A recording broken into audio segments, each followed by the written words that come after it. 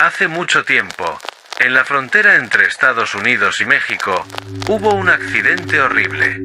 Era una furgoneta pequeña llena de niños que, por azares del destino y un chofer borracho, mal elegido para una responsabilidad tan importante, se quedó varada en las vías del tren. El peor escenario que te puedas imaginar sucedió. La locomotora arrasó con el vehículo, llevándose no solo hierro, carne y hueso, sino arrebatando además la vida de todo lo que había entre esas 4 paredes de aluminio. No quedó un solo niño vivo, y aunque interesara mucho menos, la vida del chofer también se esfumó, como cuando uno sopla cenizas. El siniestro se convirtió, con el pasar de los años, en una leyenda urbana. La gente decía que justo al pasar por ese punto, por ese lugar en el que sucedió este hecho, se podían escuchar voces suaves que traía el viento. De repente, voces de niños. Es así como 2 hermanos mexicanos toman su camioneta, llevados por la curiosidad y con sendas linternas, ya que es el medio de la nada, en una frontera hostil y desértica. Guiados por un mapa y por la experiencia acumulada de mucha gente hablando de este hecho, llegaron justo al lugar donde ocurrió el incidente. ¿Cómo se dieron cuenta si las vías del tren son tan amplias y se pierden en el horizonte? Simple, porque los padres de los chicos colocaron un memorial muy pequeño y humilde, como los que a veces uno se encuentra en las vías desoladas. Unas cruces a los lados de las vías del tren, pero muy pequeñas, casi insignificantes, como si fuera una broma de mal gusto. El hermano mayor, quien tenía licencia de conducir, y por supuesto, iba al volante, dejó la camioneta con sus 4 ruedas entre las vías del tren. Sabía que nada iba a pasar porque no se escuchaba un tren, y además, él no estaba borracho ni su hermano tampoco. Si escuchaba la locomotora a la distancia, podía fácilmente tomar las llaves y acelerar inmediatamente, pero para no tentar al destino, dejó el vehículo en neutro. Ambos se bajaron. Su hermano encendió las linternas. El chico, que tenía unos 16 o 17 años, estaba temblando, muy asustado, iluminando de un lado a otro, esperando escuchar algo. Permanecieron en silencio mucho tiempo, conversando en voz muy baja, esperando alguna señal. Incluso caminaron un poco, pero nada sucedió. No escucharon la voz de ningún niño. Sin embargo, al regresar al vehículo, obtuvieron mucho más, pero mucho más de lo que vinieron a buscar. ¿Quieres saber por qué? Porque la camioneta se había movido, pero no porque un intruso intentara robarla. Se había movido, y el hermano mayor, queriendo reírse un poco del menor, le dijo que no fuera tonto, que el vehículo estaba en neutro. Sin embargo, era muy extraño, porque las vías del tren, aunque no son muy altas, sí son anchas, y el nivel del terreno y la brisa no eran suficientes como para hacer que las ruedas de atrás se subieran sobre los rieles y avanzaran lo suficiente como para que la camioneta saliera de las vías del tren. Estaba unos 2 o 3 metros más adelante. Cuando ambos se aproximaron, el mayor comenzó a asustarse poco a poco al ver que la camioneta se había movido varios metros. El desierto tiene mucha brisa, y el viento trae polvo. Los 2 hermanos se horrorizaron cuando se dieron cuenta de que, en la parte trasera de la camioneta, había huellas de manos muy pequeñas, huellas de manos de niños. ¿Alguna vez han escuchado ese dicho que reza, éramos muchos y parió la abuela, o se juntó el hambre con las ganas de comer? Suele decirse, generalmente, cuando todas las cosas malas nos ocurren de golpe. ¿Alguna vez te ha pasado que todas las cosas malas te ocurren de golpe? Pues al niño argentino que ocupa esta historia, sí. A su corta edad, podía decir 2 cosas importantes. La primera era que tenía 7 años, y la segunda, que padecía monocleurosis, por lo que su estado de salud era permanentemente delicado. A este cuadro se le sumaban otras cosas, como que era bajito, muy delgado, y para completarla, llevaba sendos anteojos sobre sus hermosos ojos azules. Era un muy buen chico. Su padre tenía uno de esos empleos en los que se le requería en varias ciudades, por lo tanto, no podía pasar un año sin que toda la familia se tuviera que mudar, ora a Buenos Aires, ora a Mar del Plata, ora a Rosario, ora a Mendoza y, por último, a Salta. Fue ahí, en esa provincia, donde sus padres se sentaron a tener una conversación muy larga, porque el chico no estaba haciendo amigos. No tenía a nadie, ¿y cómo iba a hacerlo si, para empezar, no podía salir a jugar como un niño normal? Además, se mudaban a cada rato, por lo que no podía quedarse mucho tiempo en un solo lugar. El padre era muy buen hombre, por supuesto, se sintió culpable hasta el punto de sufrir. Así que se sentó con el chico y le dijo que esa sería la última vez que se iban a mudar, que más allá de Salta irían a otro lugar, pero que esa sería la última vez. Le pidió perdón, y como ya hemos dicho que este niño era muy bueno, no pudo hacer otra cosa que aceptarlo. No culpaba a su padre. Cuenta la leyenda que esto sucedía en una época donde no había internet. Por lo tanto, el único medio de esparcimiento del chico era leer.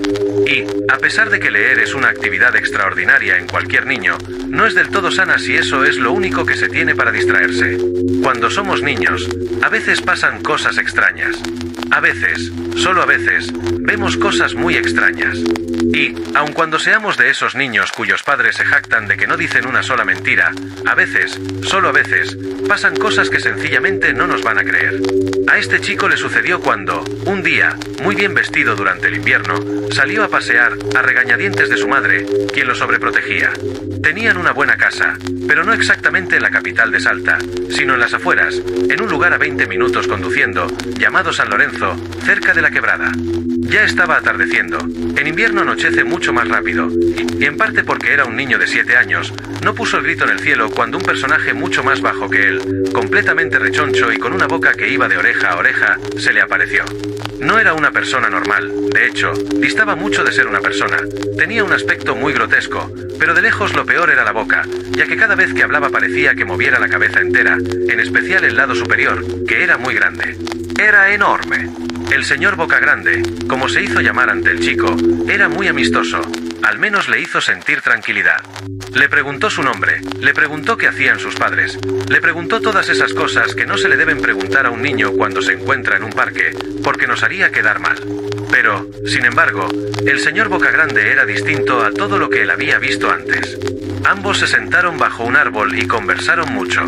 El señor Boca Grande le dijo que él pertenecía a un reino mágico muchísimo mejor que ese sitio horroroso de los humanos. Modestia aparte, el señor Boca Grande le dijo además que no se molestara en decirle nada a sus padres, porque no le iban a creer. No quiero que le mientas a tu padre y a tu madre, pero ¿cómo vamos a hacer? No te van a creer que existo. Total, yo solo me le aparezco a los niños y a los ancianos. El chico era muy inteligente y sabía lo que tenía que hacer ante un extraño. Pero nuevamente, el señor Boca Grande era muy peculiar, y tenía razón. No quería que hiciera nada malo. Simplemente le dijo que sus padres lo iban a ver como un loquito. El chico se fue a casa muy contento y muy extrañado. El señor Boca Grande empezó a aparecérsele cada vez que se quedaba solo, y esto era de noche en la casa. Salía de debajo de la cama. Más temprano que tarde, le explicó que tenía poderes mágicos y que por eso podía hacer todas esas cosas extraordinarias, por eso podía hacer toda esa magia. Por lo general, solo charlaban y charlaban, hasta altas horas de la noche. Durante las vacaciones, el señor Boca Grande le dijo que, lamentablemente, cuando empezaran las clases ya no se le iba a aparecer más, porque no quería que empezara a sacar malas notas. El chico le contó todos sus problemas, todas sus frustraciones, todos sus dolores. Y fue así como descubrió una nueva dimensión de sí mismo, descubrió cosas de sí mismo que no sabía, al hablar con un amigo. El señor Boca Grande le preguntó, ¿quieres que siga viniendo? ¿No te molesta? Y el chico, ya convencido de que se trataba de un ser mágico, le dijo que sí. Así que el señor Boca Grande siguió viniendo todos los días de vacaciones, apareciendo desde debajo de la cama, sin hacer ningún ruido, siempre con una sonrisa inmensa. Pero una noche, las cosas cambiaron. El señor Boca Grande, sentado en una silla frente a la cama, le dijo, ¿quieres ver algo interesante? Y el niño respondió que sí. Levántate de la cama y acompáñame, le dijo. Lo tomó de la mano y lo llevó frente a la ventana. El señor Boca Grande la abrió de par en par. Se veía la ciudad de Salta allá a lo lejos, con esa brisa helada, y le dijo, mira con atención lo que voy a hacer. El duende se lanzó de bomba desde un segundo piso, cayó de trasero en el pavimento y volvió a rebotar hasta arriba. El niño se tronchaba de la risa, hasta que el señor Boca Grande le dijo, haz lo mismo. Tírate de la ventana como lo hice yo.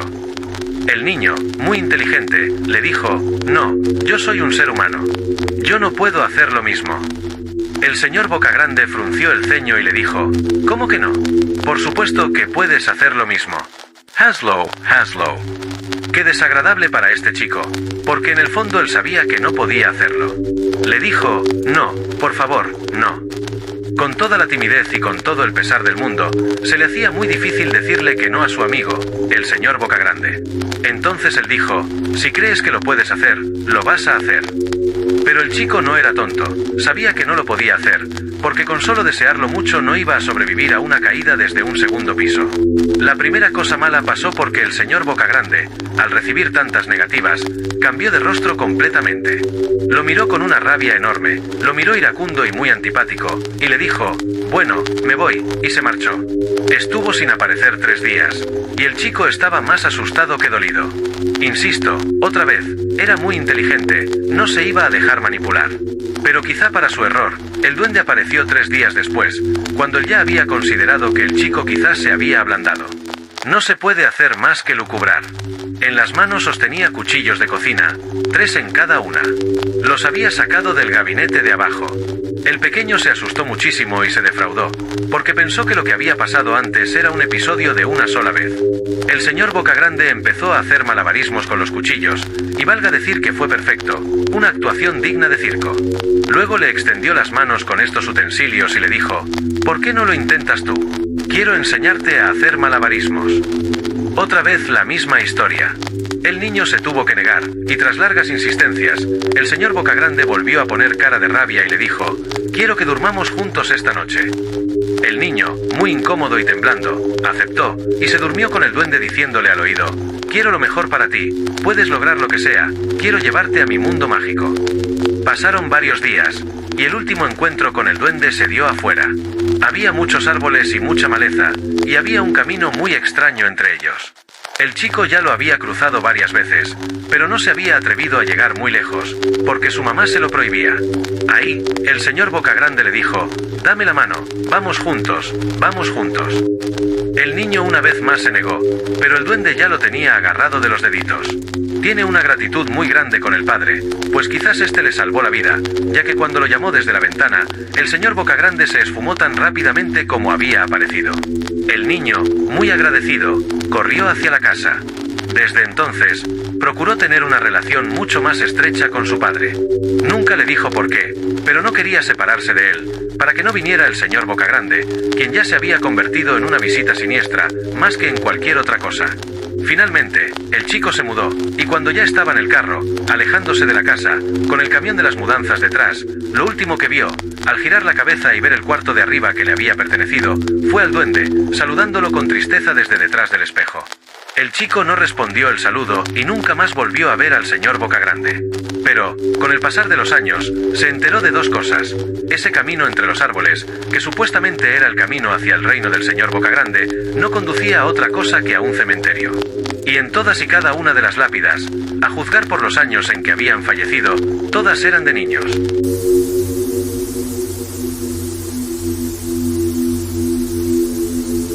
Esta historia ocurrió en un área rural, muy apartada y solitaria de México. Sergio era un muy buen niño, un chico fuera de serie, un buen muchacho, pero la vida no lo agració. Era pobre, y la peor clase de pobreza, porque venía de una familia rota que alguna vez había gozado de cierto privilegio de pertenecer a la clase media. Su papá había muerto hacía mucho, su mamá era una mujer que estaba sola. Vivían en un tráiler sin luz. Afortunadamente, la señora tenía un buen amigo que, en unas circunstancias que están de más contar, era alguien rico, con una propiedad de muchas hectáreas. Este hombre permitía a la señora y a su hijo quedarse en los campos de la propiedad. La mujer podía aparcar el tráiler allí, y en lugar de pagar impuestos municipales y demás, se podían quedar. Como mencioné antes, el tráiler no tenía luz. Afortunadamente, a unos 20 o 30 metros del tráiler había una casita, una caseta bien pequeña, como un cuarto, y ese lugar sí tenía electricidad. Había un camino pavimentado cerca del tráiler que iba hasta la casita y luego se perdía a lo lejos, como a una milla, donde estaba la casa del señor. Había una cerca muy alta, de unos 2 metros, y tras la cerca un perro bastante bravo, al que Sergio le tenía miedo. Lo entendía porque, según el dueño, había sido maltratado por niños, por lo que el animal no era muy amigable. Sergio jugaba mucho en esa caseta donde había electricidad. Había un cordón del que colgaba el bombillo, pero él tenía un Sega Genesis conectado a un televisor viejo y a menudo invitaba a su mejor amigo, Jacobo. Durante un fin de semana, lo invitó a dormir allí mientras jugaban con el Sega. A eso de las 6 de la tarde aproximadamente, pusieron Sonic 3 en el Sega y se quedaron jugando hasta terminarlo, aproximadamente a las 2 de la mañana. Jugaron y jugaron, como los niños, que tienen una energía infinita. No estaban cansados. La mamá ya se había acostado a dormir en el tráiler, y los niños seguían jugando. De repente, Sergio escuchó algo. Algo venía de los árboles, de la arboleda que apenas se veía, tenuemente iluminada por la luz de la luna.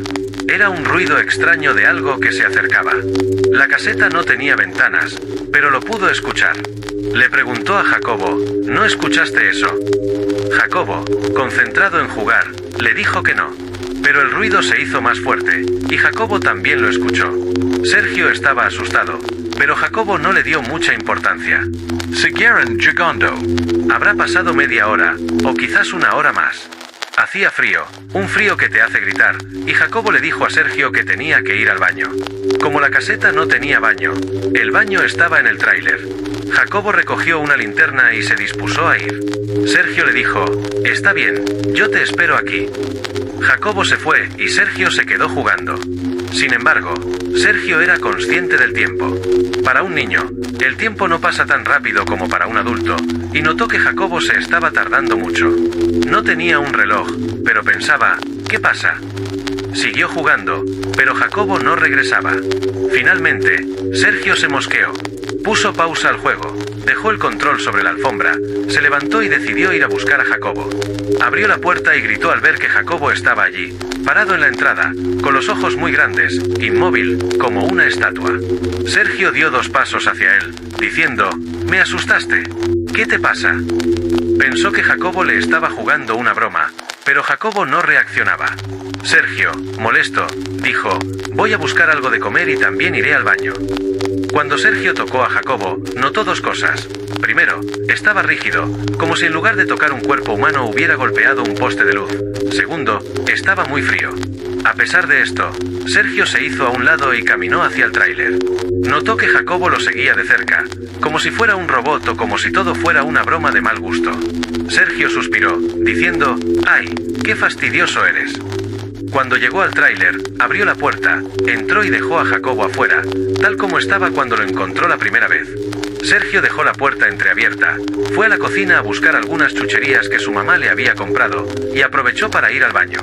Cuando intentó abrir la puerta del baño, escuchó una voz desde adentro que decía, «Estoy aquí, sigo aquí». Era la voz de Jacobo. Sergio abrió los ojos como platos y trató de forzar la puerta nuevamente. Jacobo, desde adentro, le dijo, «¿Qué te pasa?» «Estoy aquí, sentado en el trono». Sergio, aterrado, miró hacia la puerta entreabierta para ver al otro Jacobo, pero ya no estaba allí. «Grito». La mamá se levantó, se despertó y corrió con una linterna en la mano, preguntando, «¿Qué pasa?». Jacobo, terminando de hacer lo que estaba haciendo, abrió la puerta, sorprendido. Sergio, temblando, le contó a su mamá y a Jacobo lo que había pasado, pero lamentablemente, la mamá no le creyó. Le dijo que había tenido una alucinación y que dejara de fastidiar. Jacobo, por su parte, estaba convencido de que Sergio le quería jugar una broma. Finalmente, ambos niños resolvieron volver a la caseta. Jacobo no estaba dispuesto a perder una noche jugando Sega Genesis, así que arrastró a Sergio de regreso. Sergio, aún aterrorizado, repetía, «Yo sé lo que vi». Jacobo trató de consolarlo lo mejor que pudo, y volvieron a jugar. Sin embargo, Sergio ya no podía concentrarse, estaba abrazando sus rodillas. La caseta no tenía ventanas, lo que empeoraba las cosas. Entonces, comenzaron a escuchar nuevamente los ruidos que Sergio había oído antes, pero esta vez mucho más cerca. Jacobo también los escuchó. Algo estaba rascando la pared de la caseta, y además, oyeron pisadas. Para colmo, el perro comenzó a ladrar furiosamente. El terror de los niños fue total cuando escucharon los lloriqueos del perro. Jacobo dijo, «Tenemos que despertar a tu mamá». Sergio, temblando, respondió, «Yo no voy a salir de aquí». Jacobo, valiente, le dijo, espérame aquí, voy a correr hasta el tráiler.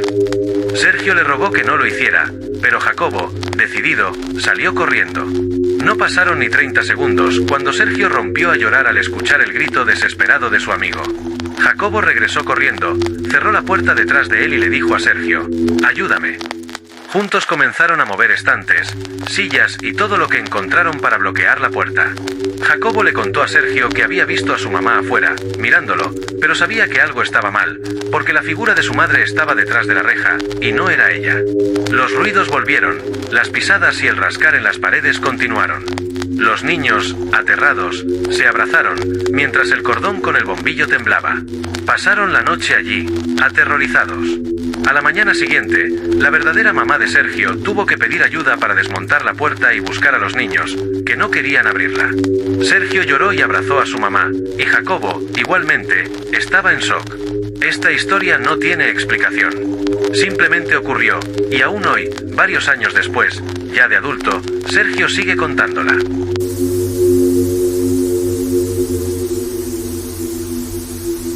Claudio iba a bordo de su viejo pero leal Monza del 89 en compañía de su durmiente esposa y de la bóveda celeste del norte chileno, a través de una carretera muy larga. A pesar de que la luz lunar era muy tenue, era suficiente para dejar ver que estaban atravesando un páramo desierto en pleno invierno, de noche y con mucho frío. A pesar de ser un hombre joven, Claudio ya sufría de un principio de escoliosis. Su espalda le molestaba mucho y encima, ya llevaba muchas horas manejando. Como buen veterano al volante, sabía muy bien que pasarían al menos otras 6 horas antes de encontrar una posada mínimamente decente para poder descansar, algo que deseaba con locura desde hacía rato. Era ya bien entrada la noche, pero la naturaleza no conoce horarios. Así que cuando le dieron ganas, Claudio simplemente aparcó a un costado de la carretera, abrió la puerta del vehículo con cuidado para no despertar a su mujer, salió y escuchó el sonido de sus propios zapatos en la arena, pisada tras pisada. Se puso a un costado, se bajó el cierre del pantalón y se alivió ahí mismo. Pero, mientras estaba en la faena, su sorpresa fue enorme al ver, a lo lejos, 2 luces que se iban acercando rápidamente, haciéndose cada vez más nítidas. Claudio subió el cierre, volvió al auto, cerró la puerta, puso el motor en marcha e instintivamente decidió manejar pegándose lo más posible al lado derecho para que el vehículo que venía del otro lado no lo fuera a chocar. Pronto comprendió que esas 2 luces pertenecían a una gandola de no menos de 18 ruedas, que venía descontrolada a toda velocidad. Cuando el conductor del gran vehículo se percató de que había un carro delante de él, empezó a tocar la bocina una y otra vez, de manera casi desesperada.